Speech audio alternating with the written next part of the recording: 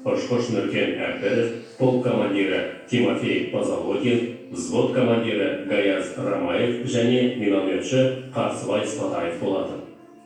Сондай-ақ Днепр шайқасында ерекше ерлік көрсеткен 18 жастағы ең жас батыр Жәнібек Елеусізов пен Украина майданында сапер минаны кеудесіне қысып, танкінің табанына құлап, өзін құрбан еткен Абдолла Үсенов есімдері мәңгі халық есінде.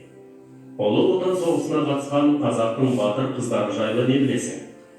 Көптеген қазақстандық қыздар әскери наградалармен марапатталған. Ал шығыстың қос шынар атанған пулеметші Мәншүк Мәметова мен Мерген Әлия Молдағұлова кеңес одағының батыры атағына ие болды. Атақты ұшқыш Хиуаз Доспановаға тәуелсіздік жылдары елбасы жарлығымен Қазақстанның халық қаһарманы атағы берілді. Қанша қазақстандық партизан? Алғашқы ұрыс па болған? Иә.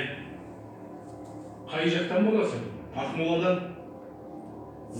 Мен Алматыданмын. Алматыда әдемі шығар? Иә, әдемі. Сен балам қорықпа. Біз олардың тас талқанын шығарамыз. Отан үшін отқа түс. Күймейсің деген. Қайта олар бізден қорқсын.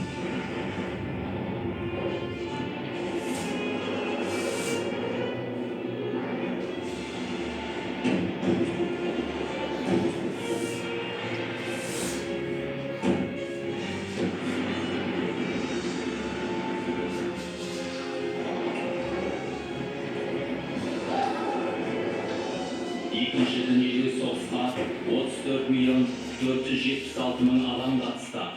Қан майданға Қазақстанның әрбір 5-ші азаматы аттанды. 601.815 жауынгер елімізге оралған жоқ.